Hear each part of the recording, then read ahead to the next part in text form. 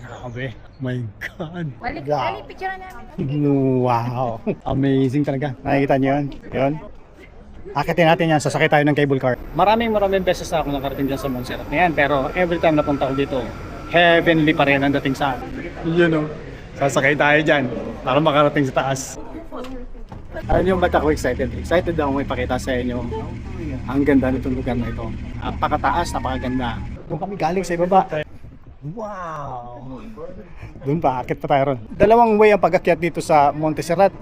Itong isa, itong cable car, which is ito yung pinakamagandang experience, cable car. And then, yung tram, yon. Mas pinili namin itong cable car kasi mas maganda, mas exciting. Tignan nyo yun. Yun no, ganda diba? Oh, taas yan! Grabe! Wow! Tignan nyo naman yan. Ganda diba? Sana natutuwa kayo, pinapakita ko. Yan naman ako magkanta o gaga kung paano ko papakita sa inyo ang ganda nitong lugar na ito. Tinamang natin nyo. Tignan nyo naman. Tignan nyo naman. Bago tayo mag-continue ay pagmamasdan ko muna siya ng gusto ulit. Kasi maraming beses na akong nakarating dito. Parang 5 beses na o 6. At hindi pa rin talaga ako nagkasawa sa lugar na ito. Pagaganda kasi heavenly siya. Imagine, isa siyang monastery, malaking monastery na nakaukit sa malaking bundok na bato. Nakikita niyo mga bato na yan? Bundok yan na bato. Hanggang doon, sa ikot yan. Pag ganun. Ayan. Tapos itong monastery ay parang nakahang siya sa bundok na ito, sa cliff siya. Importante ninyo ito mga nagtitinda rito na mga locals dito sa Montserrat. Nagtitinda sila rito na parang bazaar. Maraming mabibili, tinapay, cheesecake, may mga sweets, tsaka may mga nuts, at karamihan ay honey. Kita niyo yan? Ha? Ganda no? Grabe! Ganda talaga! Isang part pa lang yan, wala pa tayo, hindi pa tayo umiikot. O dito muna. Wow! Woo! Bababa tayo doon para mas maganda ang view. Woo! Tanyo yung cable car doon sa ibaba. Hindi ko nga makita sa screen pero nakikita niyo ba yon? Kita niyo yan. Yan, kita yan. Nakita niyo yung cross doon sa tuktok na yon? Merong cross doon, susubukan namin angkitin yon. Pero sigurado kung hindi namin mararating. Pero susubukan namin. Ano doon? Pwede mag-hike sa paligid niyan kung hiker ka. Kung extreme hiker ka, pwede mag-hike sa paligid nito. Maraming hike. Hanggang sa ibaba, pwedeng mag-hike. Paakyat dito. And then, ito na yung kabuuan ng monastery. Yan. Doon sa gitna nun, sa loob nun, merong square. May square doon at napakaganda doon sa square na yon. Pupunta tayo doon. Yan. Yung papasok doon sa square. Papasok naman tayo dyan mamaya pero aakyat muna tayo doon sa taas. Paakyatin natin yan. Hangganan na yan. Paakyat doon sa taas. Para makita natin yung buong view ng Montserrat. Yan yung tubig na yan sa ilalim. Yan. Spring water yan. Yan o. Oh, ganda o. Tapos meron doon bridge sa unahan. Tingnan natin. Tingnan natin itong bridge na to kung saan nagagaling yung tubig. Ayan o. Nakita nyo yung tubig na yan. Ayan. Doon yung nagagaling sa bundok na yan. Yung sa mga gilid-gilid ng bato. Nakita nyo yung gilid-gilid ng bato. Dito yan. Magundagid ako. Hindi pa man lang. Meron din ditong Stations of the Cross. Ito yung first Stations of the Cross. Susubukan natin sundan yung Stations of the Cross na yan. First Stations of the Cross. Second Stations of the Cross. Third Stations of the Cross. Fourth Stations. Fifth Stations. Ba't iba na? Sixth Station.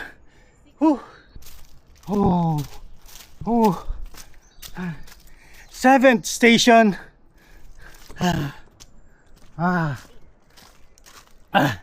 Eighth Station. Ninth Station. Pero mga ano? Tingnan nyo. Napakalaking mga bato. Kata nyo yan? 10th Station. Tae.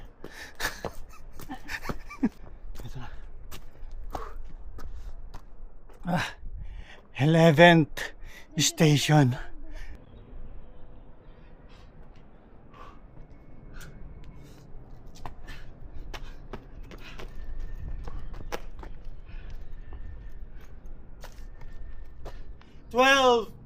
Station.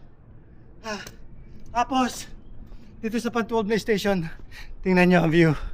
Tingnan nyo. Nakita nyo yan? And then, tingnan nyo yung view doon. Nakita nyo yun doon. Natatakpan ng mga puno. Hanap tayo ng magandang view, pero napakaganda ng view na yan. Napakaganda niyan. Papakita ko sa inyo, hindi pwedeng hindi. Akit tayo ng konti. Ayan o. Yan. Akit tayo ng konti, baka sakaling matanaw natin yung buong Montserrat ng walang puno. Pero talagang puro puno talaga. Ayan o, puro puno talaga. Hindi ko alam kung ano to. Tignan nyo. Nakita nyo yan? Wow! Sino nagsabing OA? OA yan? Hindi OA yan. Oh. Kanta, grabe. Kita nyo yan? Kita nyo yan? Wow! Tignan mo naman. Sino hindi mapapawaw mo? Ha? Sino hindi mapapawaw? Ikaw lang yun. Tapos, tingnan nyo. Maraming ganito sa habang umaakit kayo ng paakyat. Dating may lumalabas sa tubig dyan. Maraming ganyan. Habang umaakit ka, marami kayong makikitang ganyan. Maraming mga religious art, tsaka mga statues. Madrid, 1911. Tingnan nyo yun. Yung cross doon sa tuktok na yun. Hindi natin mararating yun. Masyadong malayo. Mga isang oras na kami nag-hike pataas, pero wala pa kami sa kalahati. Parang 1/4 pa lang. Tingnan nyo view rito. Eh, yun o, ganda yung alalim o. Grabe, tingnan nyo. Oh, ano, napakalalim yan. Doon sa baba, may mga warning na mag-ingat sa mga gumugulong na bato. Naintindihan ko na kung bakit ganyang kalalaking bato yung gumugulong. Ganda dito along the way. Meron ganitong karaming puno at gubat. Yun naman yan. Oh, ganda. Ano yan? Doon. Dito ang pupunta natin. Yan yung dulo, yan yung may malaking cross. Tapos, ang dami din mga bulaklak. Wow! Tignan nyo naman to. Oh! Ipakita ko sa inyo ha. Napakaganda naman. Wow! Dito muna. Yan oh. Tapos tignan nyo yan. Yan. Nakita nyo yan? Oh my God, ganda. Grabe. Panalo. Ayan na yung cross oh. Naabot din namin yung cross. Akala namin hindi namin mararating yung cross. Kasi napakataas niya. Ayan oh. Sa tiyaga naming naglakad, narating din namin. Ayan na siya. Mapapakita ko sa inyo yung view from dun sa cross. Hindi na ako pupunta doon kasi delikado ha. Ito na, narating na namin. Wow. Wow. Ano man? Ganda no? Ganyan. Yan.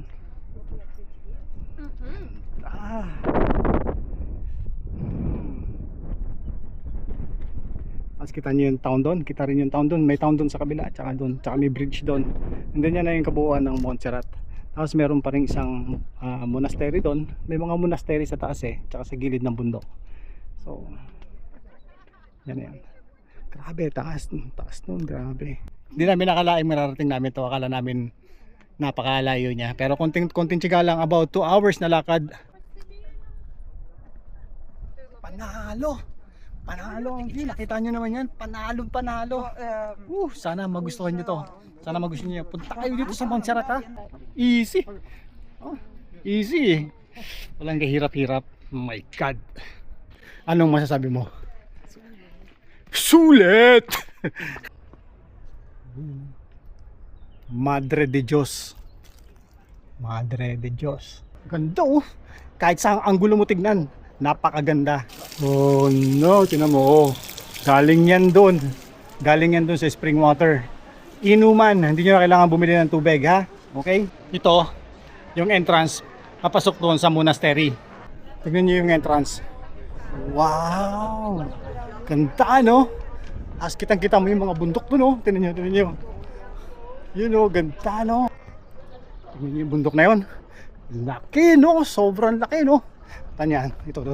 Yan na yung monastery. Yan kabuuan na yan. As tingnan nyo, nasa gilid siya ng bundok. Tanyan, bundok, lalaki, bato yan, bato. So, Yun na yun. Hindi na tayo papasok na masyado doon sa loob. Hindi, pakita ko ng konti sa inyo doon, ha? May mga madre din, oh. Tingnan niyo yan. Nakita niyo yung mga santo sa gilid. Yan. Nakita niyo yan. Ito, nakita niyo yan. Ganda, no? Yan, no? Super ganda yan. Dito na ako sa entrance at syempre, yun lang. May harang. Kita niyo yan? Kita niyo yan mga yan? Grabe, marble yan. Ano yun? Ganda, no? Kita niyo yung bundok doon. Tapos tong arc na to. Ganda ng background. Grabe. Ito na yung kabuuan ng Montserrat. Huwag niyong kalimutang mag-subscribe kung sa YouTube kayo nanonood or follow naman ko sa Facebook at bisitahin niyo na rin ang aking Instagram account for more videos. See you next time. At sana ay nagustuhan ninyo ang aking short video for today dito sa Montserrat. Hanggang sa muli, ingat kayo lahat. Ganda talaga. Grabe. Panalo. Kita niya, no? Grabe, no? Walang katulad. Ito talaga, ganda talaga nitong entrance na to. Yan, no? Yung may arc ngayon, no? Tapos may bundok dun sa kabila. Grabe. Ganda. Yun na yun. Kami ay babalik na sa Barcelona.